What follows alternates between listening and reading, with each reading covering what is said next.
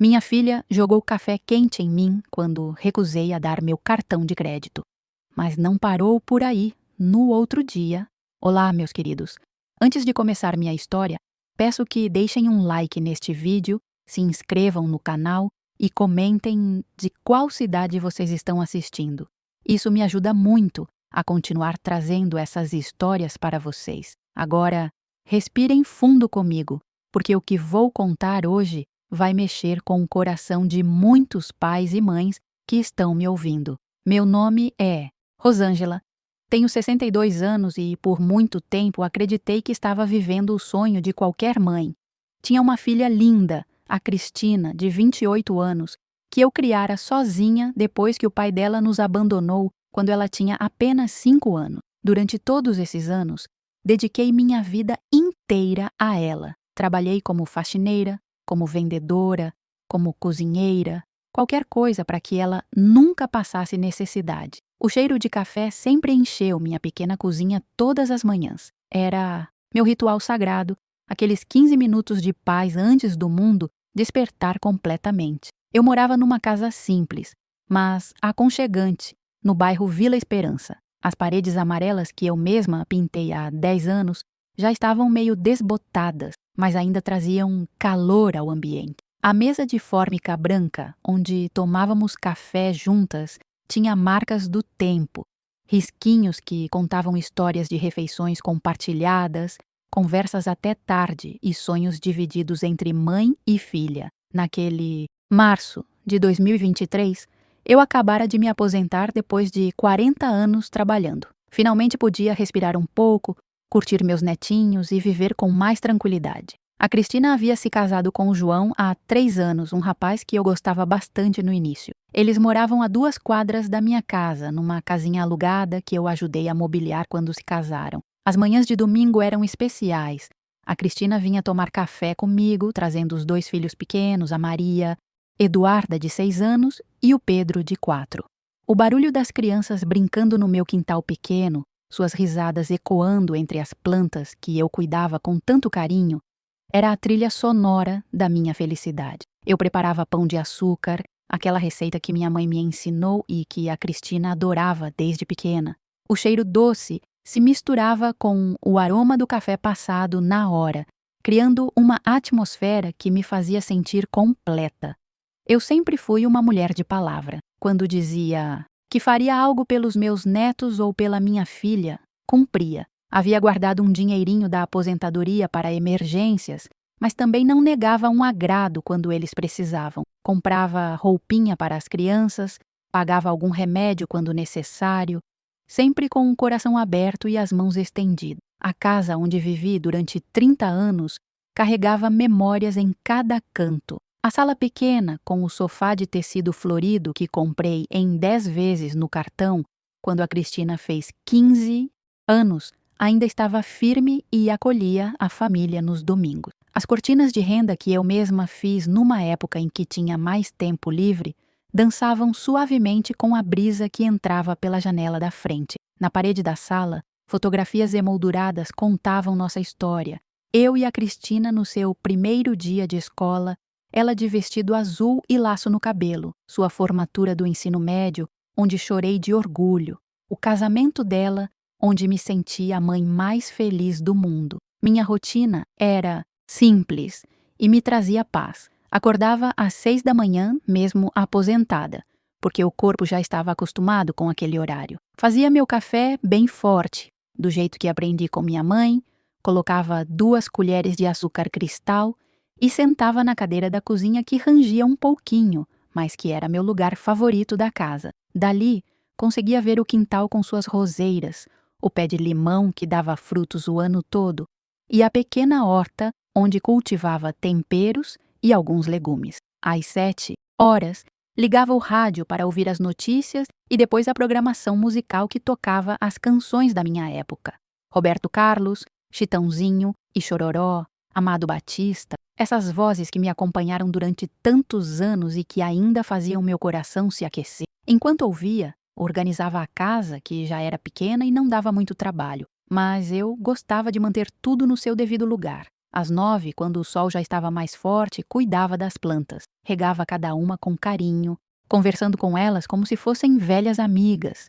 Dizia para as roseiras como estavam bonitas, pedia ao pé de limão que continuasse dando frutos doces, agradecia aos temperos por tornarem minha comida mais saborosa. Pode parecer bobagem, mas acredito que as plantas sentem quando são amadas. As tardes eram reservadas para a televisão, algum programa de auditório ou novela. Eu bordava panos de prato ou fazia crochê, vendendo algumas peças para complementar a aposentadoria. Não era por necessidade, graças a Deus, mas porque gostava de ter minha independência financeira e ainda poder ajudar quando preciso. A Cristina havia mudado muito depois do casamento, principalmente no último ano. Antes, ela me ligava todo dia, passava aqui em casa pelo menos 2 vezes na semana, além dos domingos. Contava sobre seu trabalho na loja de roupas do centro da cidade. Mas ultimamente nossas conversas estavam diferentes. Ela parecia sempre apressada, nervosa, olhando para o celular, a toda hora mesmo quando estávamos juntas. João também começou a ficar estranho. Antes ele me cumprimentava com carinho, chamava de Dona Rosângela com respeito, brincava com as crianças quando vinham aqui, mas nos últimos meses mal falava comigo, ficava com cara fechada, e quando eu perguntava como estavam as coisas, ele apenas respondia com monossílabos ou mudava de assunto. Mesmo assim, eu tentava não pensar muito nisso. Acreditava que era coisa da vida de casado, responsabilidades, estresse do trabalho. Todo mundo passa por fases difíceis e eu sempre fui otimista. Preferia focar no que tínhamos de bom. Os netos lindos, nossa saúde, nossa família unida. Pelo menos era isso que eu pensava na época. As sextas-feiras eram especiais porque a Cristina costumava vir almoçar comigo. Eu fazia arroz com feijão, uma carne refogada com batatas, salada de tomate com cebola, aquela comida caseira que ela dizia sentir saudade. Sentávamos na mesa da cozinha e conversávamos sobre tudo, as travessuras dos netos, as novidades da vizinhança, planos para o fim de semana. Foi numa dessas sextas-feiras, no final de março, que comecei a notar algo diferente no olhar da minha filha. Ela mexia o feijão no prato, olhando para baixo, evitando meu olhar. Quando eu perguntava alguma coisa, ela demorava para responder, como se estivesse pensando muito antes de falar. Mãe, você sabe que eu e o João estamos passando por uma fase meio difícil, né? Ela disse naquele dia, ainda mexendo a comida sem realmente comer. Eu sabia, filha. Todo casal tem seus momentos. Vocês são jovens, vão superar, respondi, estendendo a mão para tocar a dela por cima da mesa. Ela puxou a mão, rapidamente, um gesto que me machucou mais do que deveria. É mais complicado do que isso, mãe. Tem algumas coisas que você não entende. Claro que entendo, Cristina. Sou sua mãe, criei você sozinha. Passei por muito mais dificuldades do que vocês imaginam. Se quiser conversar, estou aqui. Ela suspirou fundo, empurrou o prato para longe e me olhou nos olhos pela primeira vez durante aquele almoço. Seus olhos, que eram iguais aos meus, castanhos escuros com pintinhas douradas, estavam diferentes. Havia uma frieza ali que eu nunca tinha visto antes. Às vezes as pessoas mudam, mãe. Às vezes a gente descobre que as coisas que a gente pensava que eram importantes, na verdade, não são. Não entendi o que ela quis dizer com aquilo, mas algo no tom da voz dela me deixou inquieta. Tentei continuar a conversa, mas ela disse que precisava voltar para o trabalho e saiu apressada. Nem me deu o beijinho de sempre na despedida. Naquela noite, deitada na minha cama, fitando o teto que eu conhecia cada mancha e cada rachadura, não consegui parar de pensar nas palavras da Cristina. Havia algo na voz dela, uma dureza que não combinava com a menina doce que eu havia criado. Mas afastei esses pensamentos, dizendo para mim mesma que estava imaginando coisas. Como eu gostaria de poder voltar naquele tempo e ter percebido que aqueles eram os primeiros sinais de uma tempestade que estava se aproximando. Uma tempestade que mudaria para sempre a relação entre mãe e filha e que me faria questionar tudo o que eu acreditava sobre amor incondicional e família. Os dias que se seguiram àquele almoço estranho com a Cristina foram marcados por uma inquietação que eu não conseguia explicar. Era como se uma nuvem pesada tivesse se instalado sobre minha casa, mesmo com o sol de outono entrando pelas janelas. Eu acordava no meio da noite, o coração disparado sem motivo aparente, e ficava ali na escuridão do quarto, ouvindo os sons familiares da madrugada, o tic-tac do relógio na parede, o barulho distante de algum carro passando na rua, o vento balançando as folhas do pé de limão no quintal. Durante o dia, tentava me ocupar com as tarefas de sempre, mas meus pensamentos voltavam constantemente para aquela conversa. As palavras da Cristina ecoavam na minha cabeça. Às vezes as pessoas mudam. Às vezes a gente descobre que as coisas que a gente pensava que eram importantes, na verdade não são. O que ela havia querido dizer com isso? Estaria falando do casamento dela? Do João? Ou seria algo mais profundo? Na segunda-feira seguinte, resolvi ligar para ela. O telefone tocou várias vezes antes que ela atendesse, e quando finalmente falou comigo, sua voz soava distante, como se estivesse com a cabeça em outro lugar. Oi, mãe. O que foi? Ela disse, sem aquele carinho de sempre. Nada demais, filha. Só queria saber como você está. Faz tempo que não conversamos direito. Estou bem, mãe. Só muito ocupada com o trabalho e as crianças. Você sabe como é. Mas ouvi algo no fundo da ligação que me incomodou. Vozes, risadas, música. Não parecia ambiente de trabalho, e se ela estava em casa cuidando das crianças, onde estavam os barulhos delas brincando? Você está onde? Cristina? Houve uma pausa longa demais antes da resposta. Estou na casa da Rosilene, aquela minha amiga do trabalho. Ela está me ajudando com uma coisa, Rosilene. Eu conhecia esse nome, mas vagamente. A Cristina tinha mencionado algumas vezes uma colega de trabalho, mas nunca havia dado detalhes sobre uma amizade mais próxima. E por que precisaria da ajuda dela logo num horário em que deveria estar trabalhando? E as crianças? Perguntei. Estão com o João. Mãe, eu preciso desligar agora. A gente se fala depois, está bem? Antes mesmo que eu pudesse responder, a ligação foi encerrada. Fiquei ali parada no meio da cozinha, segurando o telefone e sentindo uma sensação estranha no peito. Não era apenas preocupação de mãe. Era algo mais profundo, uma intuição de que alguma coisa estava muito errada. Nos dias seguintes, tentei manter minha rotina normal, mas percebi que estava prestando mais atenção nos pequenos detalhes. Quando a Cristina vinha me visitar, eu observava suas roupas, seu comportamento, a maneira como ela olhava para mim. E o que via me deixava cada vez mais inquieta. Ela chegava sempre com roupas novas, peças que pareciam caras demais para o orçamento de uma vendedora de loja. Uma blusa de seda azul marinho que brilhava suavemente à luz, sapatos de couro que pareciam ter saído da vitrine de uma loja elegante, uma bolsa grande de marca que eu tinha certeza de nunca ter visto antes. Quando eu elogiava alguma peça, ela desconversava rapidamente ou dizia que tinha comprado numa promoção. O perfume dela também mudou. Antes, a Cristina usava aquele perfume doce e suave que eu havia dado de presente no seu aniversário de 25 anos. Agora, ela exalava um aroma diferente, mais sofisticado, mais caro. Era um cheiro que me lembrava das mulheres elegantes que eu via no shopping quando ia com os netos. Mulheres que claramente tinham uma vida muito diferente da nossa. Mas o que mais me chamava a atenção era o celular. A Cristina sempre foi grudada no telefone, como toda pessoa jovem da sua geração, mas agora era diferente. Ela recebia mensagens o tempo todo, e cada vez que o aparelho vibrava, seus olhos se iluminavam de um jeito que eu não via há muito tempo. Ela segurava o telefone de forma protetora, virando a tela para baixo quando eu estava por perto, levando-o até mesmo quando ia ao banheiro. Uma tarde de quinta-feira, ela estava aqui em casa tomando um café quando o telefone tocou. Ela atendeu rapidamente, mas não foi rápida o suficiente para eu não ouvir sua voz mudando completamente de tom. Oi, amor. Não pode ser agora. Estou na casa da minha mãe. Depois eu te ligo, está bem? Amor.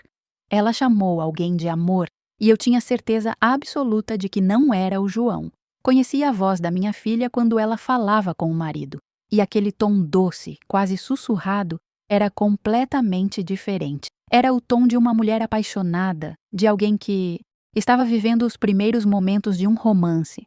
Meu estômago se contraiu. Será que a Cristina estava tendo um caso? Depois daquela ligação, ela ficou visivelmente agitada.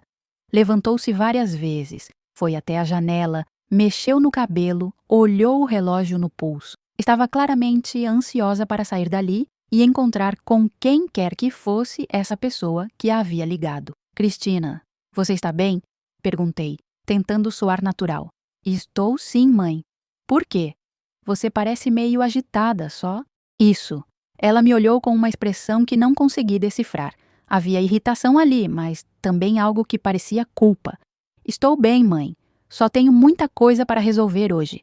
Aliás, preciso ir mesmo. As crianças devem estar chegando da escola. Mas ela não se levantou imediatamente. Ficou me encarando por alguns segundos, como se estivesse avaliando alguma coisa. Então, de repente, sua expressão mudou.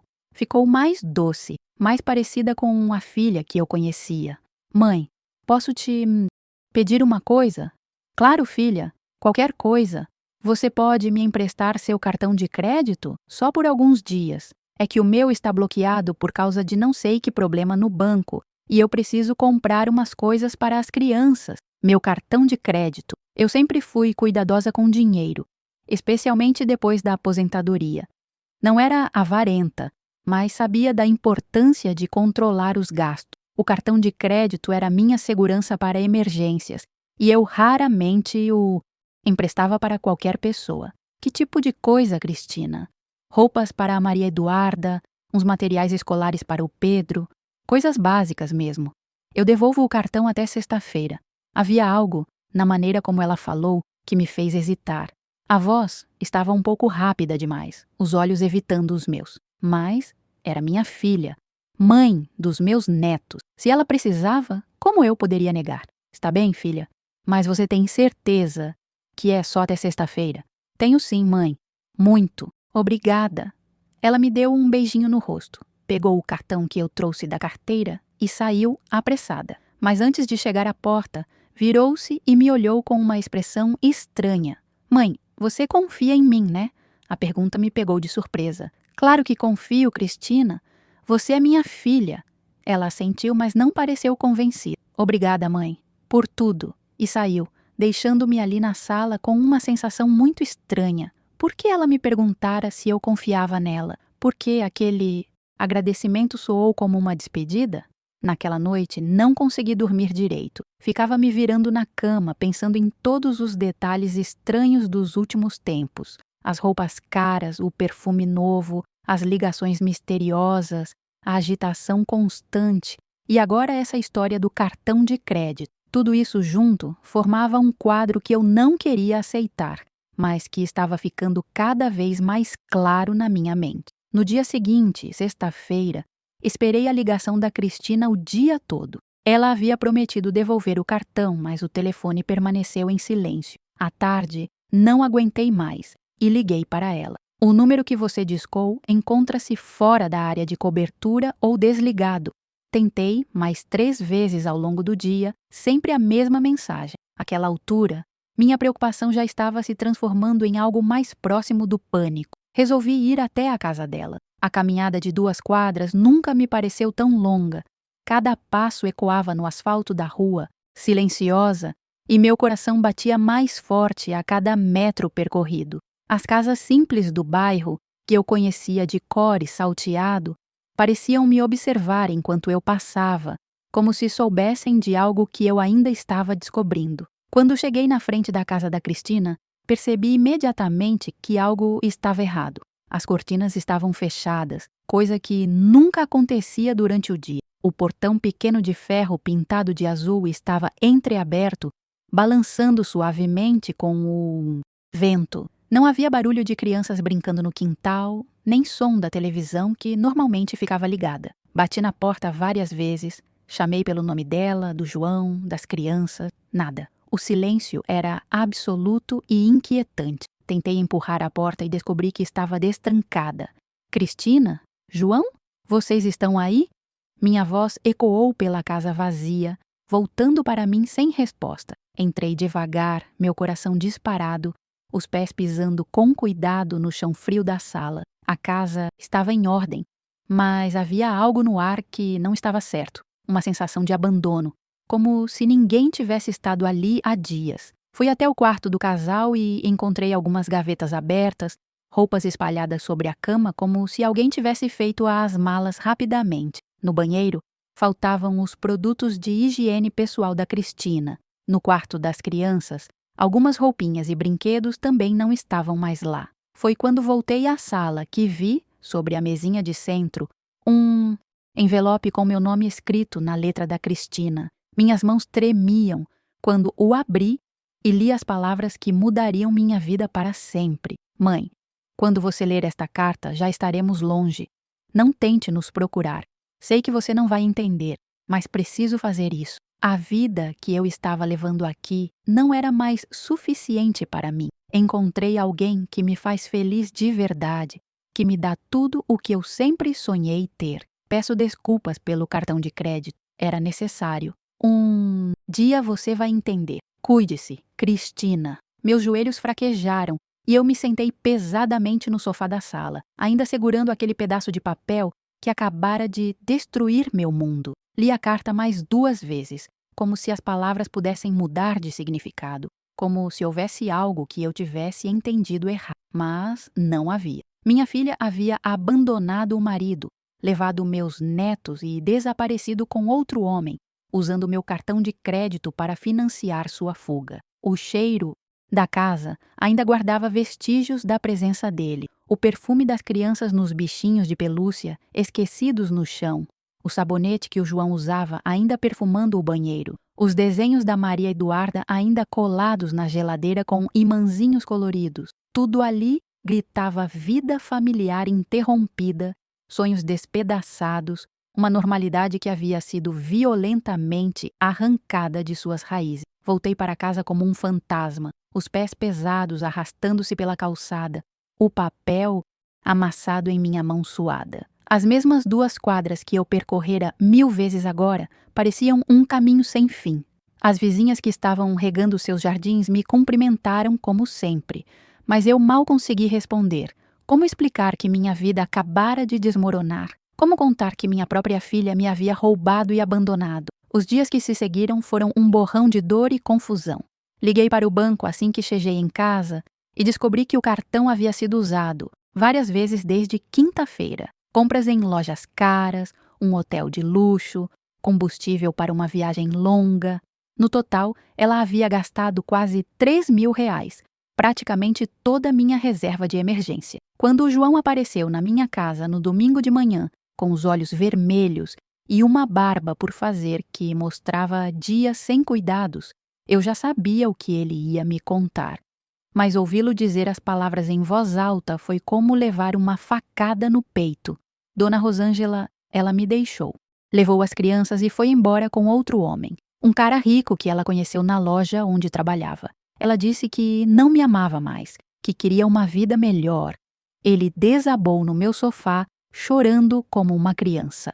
Era um rapaz simples, trabalhador, que amava sinceramente minha filha e meus netos. Ver aquele homem jovem, destroçado pela traição, me partiu o coração ainda mais. Como a Cristina pôde fazer isso? Como pôde destruir uma família inteira por causa de dinheiro? Nos dias seguintes, tentei entender o que havia acontecido. Conversei com algumas pessoas que a conheciam, procurei pistas sobre esse homem misterioso que havia roubado minha filha. Descobri que se chamava Ricardo, tinha mais de 50 anos, era casado e dono de várias lojas no centro da cidade. Conhecera a Cristina quando ela trabalhava numa das suas lojas e a havia seduzido com promessas de uma vida de luxo. A cada detalhe que eu descobria, sentia meu coração se partindo um pouco mais. Minha filha, aquela menina que eu havia criado com tanto amor e sacrifício, havia se vendido por dinheiro e status. Havia abandonado seus próprios filhos,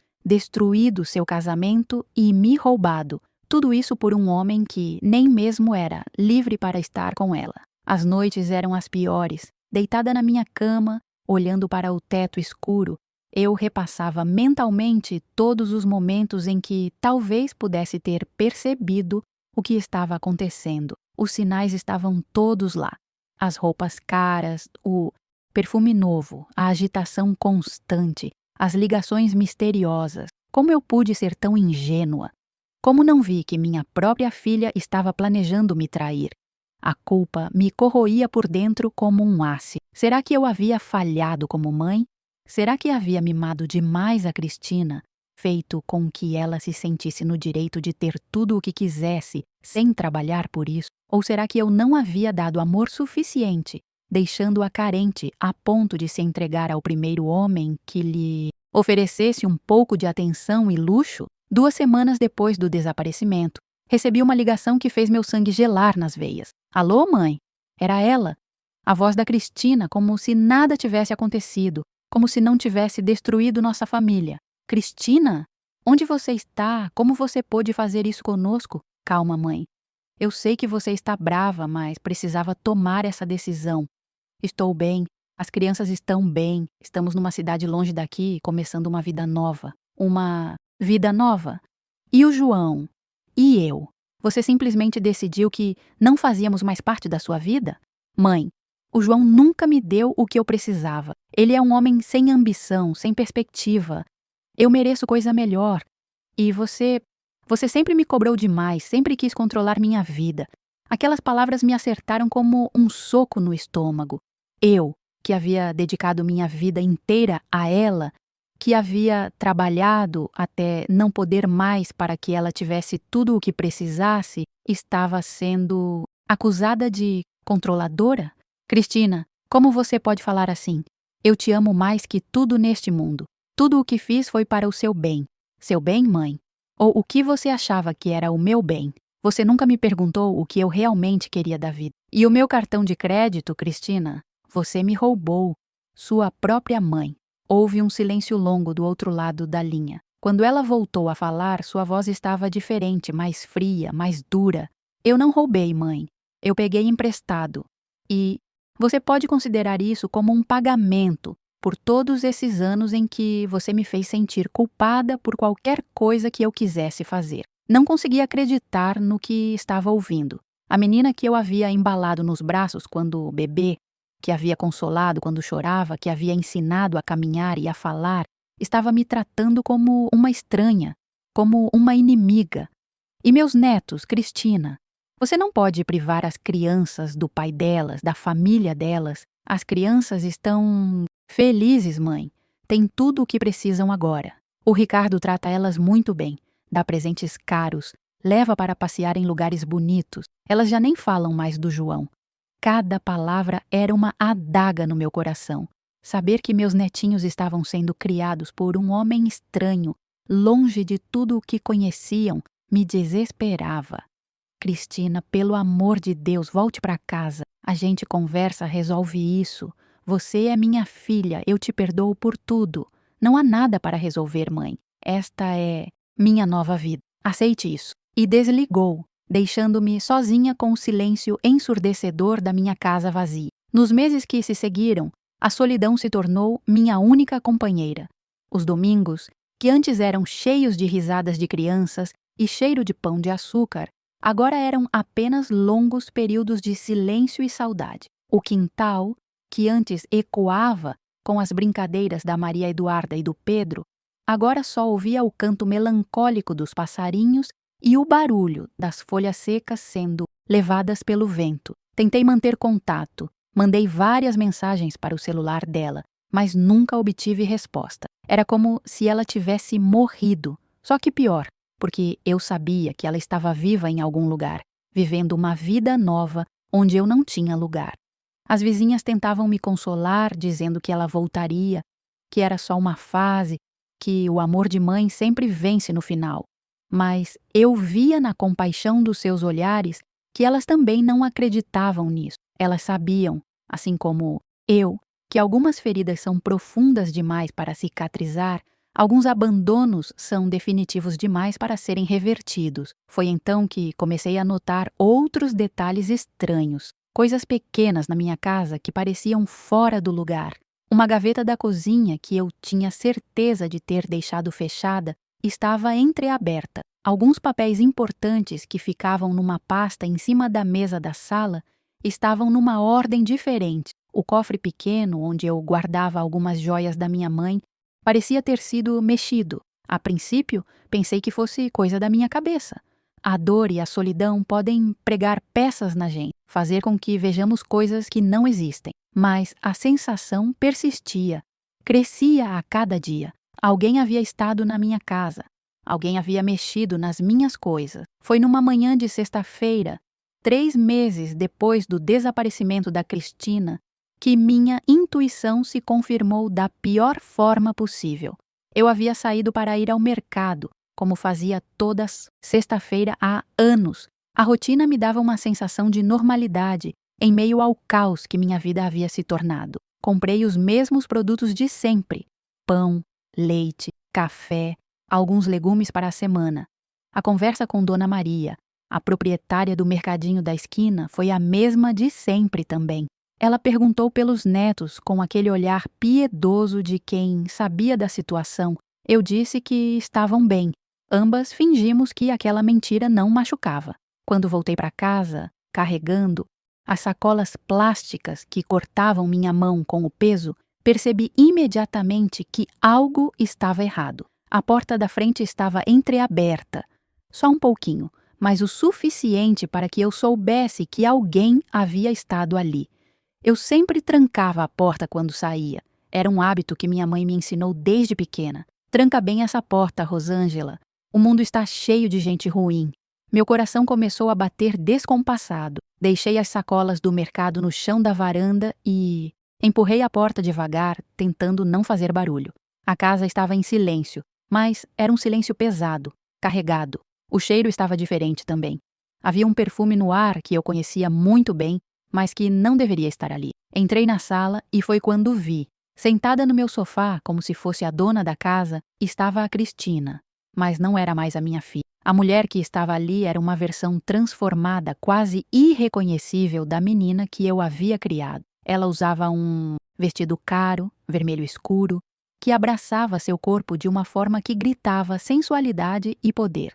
Os cabelos estavam diferentes, mais curtos, com luzes loiras que davam um ar sofisticado. As unhas estavam feitas profissionalmente, com um esmalte vermelho que combinava com o vestido. No pescoço, um colar de pérolas, que eu tinha certeza de nunca ter visto antes, mas foi o olhar que mais me chocou.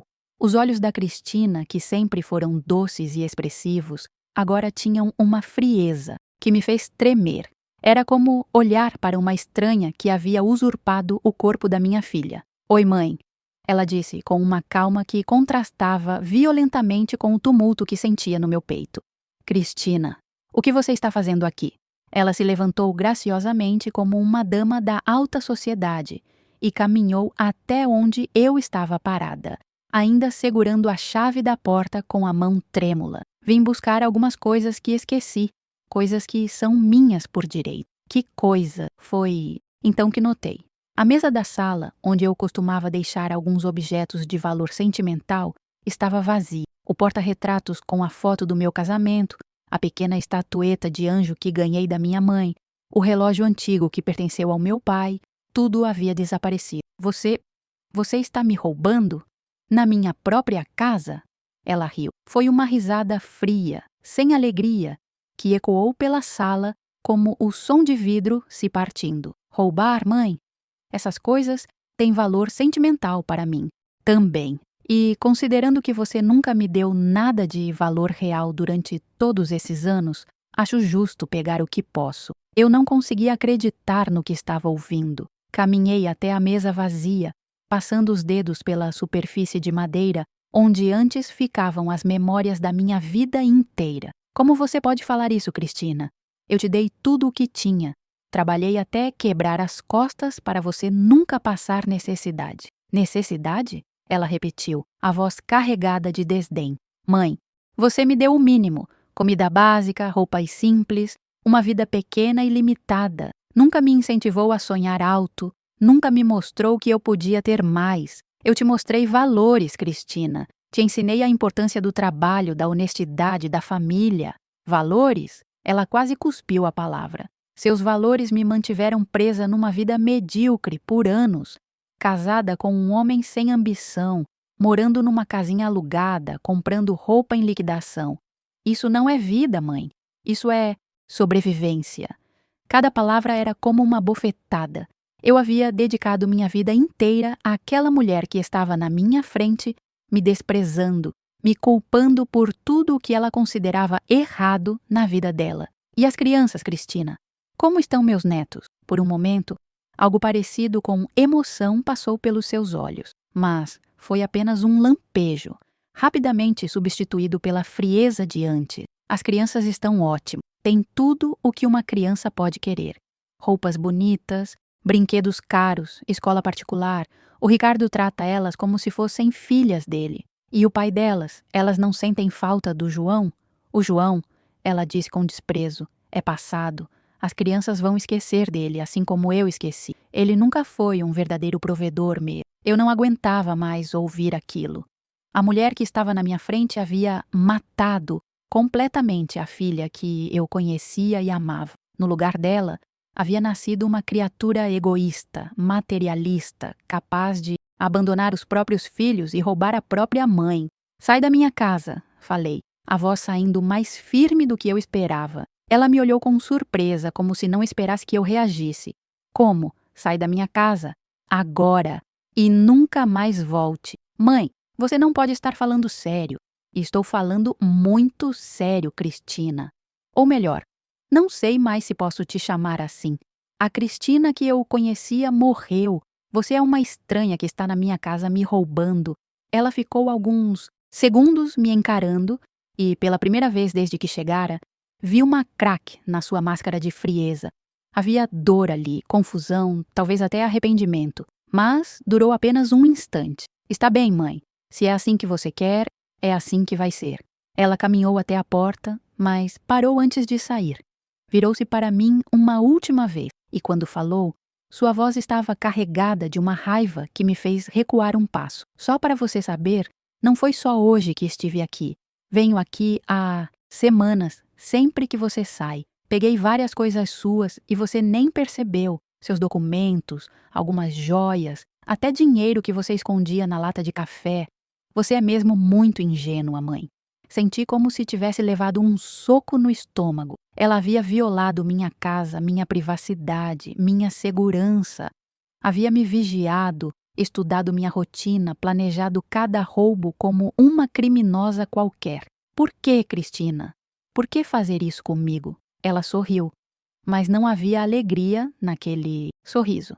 Era pura maldade. Porque eu posso. Porque finalmente tenho poder para fazer o que quero. E porque você merece. Merece por todos os anos em que me fez acreditar que eu não merecia coisa melhor. Foi então que algo dentro de mim se partiu definitivamente. Toda a dor, toda a decepção, toda a raiva que eu havia guardado durante meses explodiram num ímpeto que nem eu esperava. Peguei a xícara de café que estava sobre a mesa da cozinha. Ainda estava quente, do café que eu havia preparado antes de sair para o mercado, sem pensar, sem calcular, apenas reagindo à dor insuportável de ter meu coração despedaçado por minha própria filha. Joguei o café bem na cara dela. O líquido quente atingiu seu rosto perfeito, escorreu pelo vestido caro, manchou aquela imagem de mulher sofisticada que ela havia construído. Ela gritou de dor e surpresa, levou as mãos ao rosto, cambaleou para trás. Você está louca!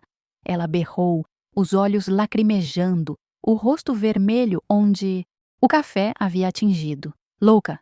Louca sou eu por ter perdido 33 anos da minha vida criando uma filha que se transformou numa víbora. Louca sou eu por ter acreditado que você tinha coração. Ela me olhou com um ódio puro, primitivo. O verniz de sofisticação havia sumido completamente. E o que restou foi uma mulher furiosa, ferida não apenas fisicamente, mas no seu orgulho. Você vai pagar por isso? Ela sibilou. Você não sabe com quem está mexendo. E saiu da minha casa, correndo, deixando para trás apenas o cheiro do café derramado e as marcas molhadas no chão onde as gotas haviam caído. Fiquei ali parada por não sei quanto tempo, olhando para a xícara vazia na minha mão, tentando processar o que havia acabado de acontecer. Havia jogado café quente na minha própria filha. Eu, que sempre fui uma mulher pacífica, que criara minha menina ensinando que violência nunca resolve nada, havia perdido completamente o controle. Mas o pior não era o que eu havia feito. O pior era que eu não sentia arrependimento. Pelo contrário, sentia algo parecido com satisfação. Pela primeira vez em meses, eu havia reagido. Havia mostrado que ainda tinha dignidade, que ainda sabia me defender. Passei o resto do dia catalogando tudo o que havia sido roubado. Além dos objetos sentimentais da sala, descobri que ela havia levado várias coisas de valor, algumas joias que eram herança da minha mãe, documentos importantes, e sim, o dinheiro que eu guardava, na lata de café para emergência. No total, calculei que as perdas passavam dos R$ 5.000, sem contar o valor sentimental das coisas que nunca poderiam ser substituídas. Mas eu sabia que aquilo não havia terminado. As palavras dela ecoavam na minha cabeça. Você vai pagar por isso. Você não sabe com quem está mexendo. Havia uma ameaça real naquela frase, uma promessa de vingança que me fez tremer só de pensar. Os dias que se seguiram ao confronto foram os mais difíceis da minha vida. Eu me sentia como uma prisioneira na minha própria casa, esperando a qualquer momento que a porta se abrisse e ela aparecesse novamente. Troquei as fechaduras no mesmo dia, instalei grades nas janelas que davam para o quintal, comprei um cadeado novo para o portão. Mas sabia que, se ela realmente quisesse entrar, encontraria uma maneira. Passei noites inteiras em claro, sentada na sala escura, apenas ouvindo os sons da madrugada e esperando por algo que não sabia exatamente o que era. Cada barulho me fazia saltar, o vento balançando as folhas, um gato passando no telhado, o motor de algum carro distante. A paranoia havia se instalado em mim como uma doença, crescendo a cada hora que passava. Foi numa terça-feira, uma semana depois do confronto, que descobri até onde a Cristina estava disposta a ir para me destruir. Eu havia saído para pagar algumas contas no centro da cidade, tentando manter uma aparência de normalidade, mesmo com o coração despedaçado. Quando voltei, encontrei 3 viaturas da polícia paradas na frente da minha casa. Meu sangue gelou. Os vizinhos estavam todos nas portas e janelas, sussurrando entre si e olhando para mim com aquela expressão que mistura curiosidade mórbida com pena. Dona Conceição, minha vizinha há mais de 20 anos, veio até mim com o rosto preocupado. Rosângela, minha filha, o que é que você anda aprontando? A polícia está aí há mais de 1 hora, perguntando sobre você para todo mundo. Um dos policiais, um homem alto e sério, se aproximou quando me viu chegando. A senhora é Rosângela Santos? Sim, sou eu. O que está acontecendo? A senhora precisa vir conosco para prestar depoimentos. Há uma denúncia grave contra a senhora. Denúncia? Que tipo de denúncia? Agressão física e ameaças contra sua filha, Cristina Santos Oliveira. Senti o mundo girar ao meu redor. Ela havia realmente usado a lei para se vingar de mim, transformando minha defesa numa agressão criminosa. Na delegacia, o cenário ficou ainda pior. Descobri que a Cristina não havia apenas registrado um boletim de ocorrência contra mim. Ela havia contado uma versão dos fatos que me pintava como uma mãe abusiva, possessiva e violenta. Segundo seu depoimento, eu havia tentado impedir que ela refizesse sua vida. Havia tentado separá-la dos filhos e, quando ela veio tentar uma reconciliação, eu a havia atacado com café fervendo sem nenhuma provocação. Ela até mesmo apresentou fotos médicas, fotos do rosto dela com manchas vermelhas, laudos médicos atestando queimaduras de 1º grau, receitas de pomadas para tratamento, tudo muito bem documentado, muito bem planejado. O delegado, um homem de meia idade com um olhar cansado, ouviu minha versão da história com ceticismo visível. Para ele, eu era apenas mais uma mãe desequilibrada que não conseguia aceitar as escolhas da filha adulta. Dona Rosângela, a senhora entende a gravidade da situação? Agressão física é crime.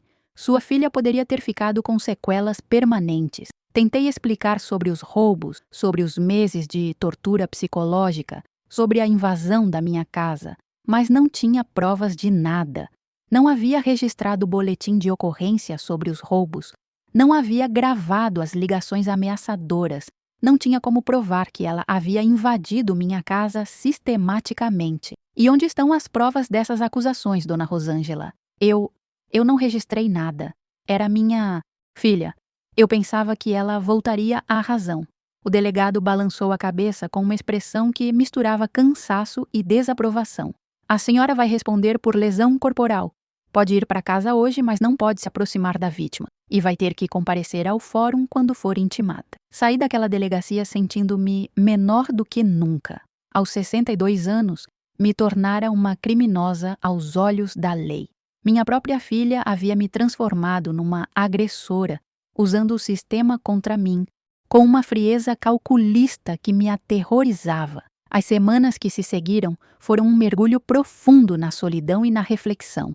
Parei de sair de casa desnecessariamente, parei de atender telefone, parei de conversar com as vizinhas que, eu sabia, estavam todas comentando sobre a situação da Rosângela. Alguns olhavam para mim com pena, outros com julgamento, mas todos sabiam que algo havia dado muito errado na minha vida. Foi durante esse período de isolamento forçado que comecei a, realmente, entender o que havia acontecido comigo. Não era apenas uma filha que havia se perdido no caminho. Era algo muito mais profundo e doloroso. Eu havia dedicado minha vida inteira a criar um monstro. Passei horas sentada na minha poltrona preferida, a mesma onde embalava a Cristina quando ela era bebê, repassando cada momento da educação que dei a ela. Será que eu havia errado em protegê-la demais? Será que, ao fazer todos os sacrifícios para que ela nunca passasse necessidade, eu havia criado uma pessoa que se achava no direito de ter tudo sem dar nada em troca? Ou talvez o erro tenha sido outro. Talvez eu tenha sido rígida demais, controladora demais como ela. Talvez meus valores, que para mim eram tão importantes, tenham se tornado uma prisão para ela. Talvez ela tenha razão ao dizer que eu nunca a incentivei a sonhar alto. Mas quanto mais eu pensava, mais percebia que essa busca por culpas não levava a lugar nenhum. A verdade era que eu havia feito o melhor que sabia fazer na época. Havia amado minha filha com toda a intensidade que era capaz, havia trabalhado até quebrar o corpo para dar a ela tudo o que estava ao meu alcance.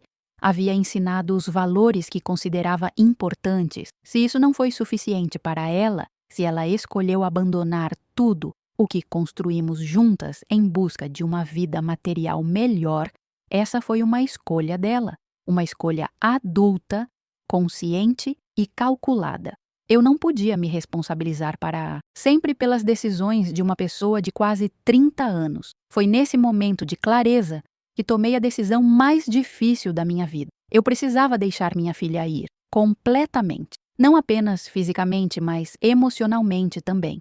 Precisava parar de esperar que ela voltasse, parar de sonhar com uma reconciliação, parar de me culpar pelo que ela se tornou. A primeira coisa que fiz foi procurar ajuda profissional. Encontrei uma psicóloga através do posto de saúde do bairro, uma mulher jovem e compreensiva que me ajudou a entender que luto por um filho vivo pode ser ainda mais doloroso que luto por um filho morto. Pelo menos na morte, guardamos as lembranças boas. Quando um filho se transforma em alguém irreconhecível, temos que lidar com a perda da pessoa que ele era e com a dor da pessoa que ele se tornou. As sessões de terapia me ajudaram a colocar as coisas em perspectiva. Aprendi que amor de mãe não significa aceitar qualquer comportamento, que perdoar não significa permitir ser pisoteada, que família não é apenas sangue, mas também respeito e carinho mútuos. O processo judicial seguiu seu curso. Fui condenada a pagar uma multa por lesão corporal e a fazer trabalho comunitário por 6 meses. Aceitei a condenação sem revolta. Havia mesmo agredido minha filha, e por mais que entendesse meus motivos, reconhecia que violência não era a resposta certa. O trabalho comunitário acabou sendo uma bênção disfarçada. Fui designada para ajudar numa creche do bairro, cuidando de crianças pequenas cujos pais trabalhavam o dia todo. Aquelas crianças, com suas risadas puras e seus abraços sinceros, me lembraram que ainda havia bondade no mundo, que ainda havia amor verdadeiro e desinteressado. Foi lá que conheci a dona Lourdes, uma senhora de 70 anos que voluntariava na creche há mais de 10 anos. Ela também havia passado por dificuldades com um filho que se envolvera com drogas e a havia roubado várias vezes antes de desaparecer de vez. Nossas conversas durante os intervalos me ajudaram a entender que eu não estava sozinha nessa dor, que outras mães também haviam enfrentado a traição de filhos que elas criaram com tanto amor. Você sabe o que me salvou, Rosa? Ela me disse numa tarde, enquanto organizávamos os brinquedos que as crianças haviam espalhado. Foi entender que meu amor de mãe não morreu quando meu filho me decepcionou. Esse amor apenas mudou de direção. Hoje, eu amo essas crianças. Aqui, amo meus vizinhos que precisam de ajuda. Amo a vida que ainda tenho pela frente. Aquelas palavras tocaram meu coração de uma forma que eu não esperava. Eu ainda tinha muito amor para dar, muito carinho para oferecer. Só precisava encontrar os recipientes certos para esse sentimento. Lentamente, comecei a reconstruir minha vida. Voltei a cuidar do meu jardim com o mesmo carinho de antes, mas agora plantei também algumas hortaliças extras que distribuía para os vizinhos mais necessitados. Voltei a fazer meus panos de prato bordados, mas agora vendia alguns para arrecadar dinheiro para a creche. Voltei a cozinhar minhas comidas especiais, mas agora às vezes preparava marmitas para o João, que continuava vindo me visitar de vez em quando, ainda sofrendo com o abandono da família. João se tornou o filho que a vida me deu para compensar a filha que perdeu. Ele me contava sobre o trabalho, sobre como estava tentando refazer a vida, sobre a saudade que sentia das crianças. Eu o aconselhava como uma mãe faria, oferecia um ombro amigo quando ele precisava chorar, preparava sua comida favorita quando ele aparecia aqui triste demais. Um ano depois daquele confronto terrível na minha sala, recebi uma última ligação da Cristina.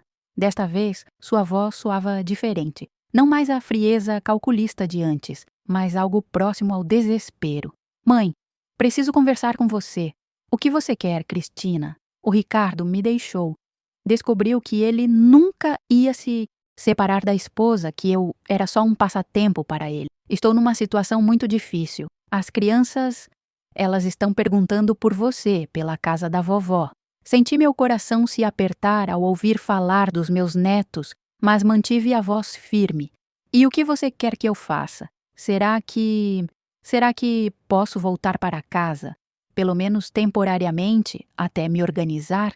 A pergunta que eu havia sonhado ouvir durante meses agora soava completamente diferente. Não era um pedido de perdão, não era reconhecimento do mal que ela havia me feito. Era apenas desespero, uma tentativa de usar mais uma vez o coração de mãe que ela sabia que eu tinha. Cristina, você destruiu nossa família, me roubou, me humilhou, usou a justiça contra mim. Transformou meu amor em uma arma para me ferir. Por que acha que pode voltar agora como se nada tivesse acontecido? Mãe, eu sei que errei, mas sou sua filha. Você não pode me abandonar. Foi então que disse as palavras mais difíceis da minha vida, mas também as mais necessárias. Cristina, eu não estou te abandonando. Você me abandonou há muito tempo. E quando fez isso, perdeu o direito de me chamar de mãe. Hoje, para mim, você é apenas uma estranha que um dia morou nesta casa. E desliguei o telefone. Foi a última vez que falamos. Soube, através de comentários de vizinhas, que ela acabou voltando para a cidade e alugando uma casa pequena do outro lado da cidade, que as crianças estavam frequentando uma escola pública e que ela havia voltado a trabalhar numa loja, que a vida luxuosa havia durado pouco e que ela estava aprendendo, da pior forma possível, que ações têm consequências. Parte de mim, a parte que ainda era mãe, sentia pena dela, mas a parte que havia aprendido a me amar e me respeitar sabia que havia feito a escolha certa. Algumas pontes, uma vez queimadas, não podem ser reconstruídas. Alguns machucados são profundos demais para cicatrizar completamente. Hoje, 2 anos depois, posso dizer que sou uma mulher diferente, mais forte, mais sábia. mas também mais cautelosa com meu coração. Aprendi que amor incondicional não significa aceitar qualquer coisa, que ser mãe não significa ser capacho, que família de verdade é construída com respeito mútuo e não apenas com laços de sangue. Ainda sinto saudade dos meus netos, ainda sonho às vezes que estou brincando com eles no quintal. Mas aprendi também que algumas dores a gente não supera, apenas aprende a conviver com elas e que isso não é o fim do mundo. Construí uma nova família ao meu redor. João, que me considera uma segunda mãe, Dona Lourdes e as outras voluntárias da creche que se tornaram irmãs do coração, as crianças da creche que enchem minha vida de risadas e carinho sincero, os vizinhos que descobriram que podem contar comigo quando precisam de ajuda. Para vocês que estão me ouvindo e que talvez estejam passando por algo parecido, eu quero dizer uma coisa: não se culpem pelos erros dos seus filhos adultos. Vocês fizeram o melhor que puderam com o conhecimento e os recursos que tinham na época. Se eles escolheram caminhos que os afastaram de vocês, essa foi uma decisão deles, não um fracasso seu. E lembrem-se, vocês merecem ser amados, respeitados e valorizados. Se seus próprios filhos não conseguem fazer isso, não significa que vocês não merecem amor. Significa que vocês precisam encontrar esse amor em outros lugares, com pessoas que realmente valorizem quem vocês são. A dor de perder um filho vivo é real e é profunda. Mas a vida continua, e vocês têm o direito de serem felizes mesmo depois da maior decepção, mesmo depois da traição mais dolorosa. Hoje, quando passo pela rua e vejo uma mãe brincando com seus filhos pequenos, não sinto mais apenas dor. Sinto também gratitude pelos anos bons que tive, esperança pelas outras formas de amor que ainda posso encontrar e paz por ter tido coragem de me escolher quando foi necessário. E para aí, Cristina, onde quer que você esteja, desejo que você encontre a felicidade verdadeira, não aquela baseada em dinheiro e status, mas a que vem de relacionamentos sinceros e amor verdadeiro. Desejo que você aprenda a valorizar as pessoas que realmente te amam antes que seja tarde demais. E desejo que meus netos cresçam sabendo que tiveram uma avó que os amou muito, mesmo à distância. Obrigada por me ouvirem até aqui. Compartilhar essa história não foi fácil, mas espero que possa ajudar alguém que esteja vivendo algo parecido. Vocês não estão sozinhos. A dor passa, a vida continua. E sempre há espaço para recomeçar.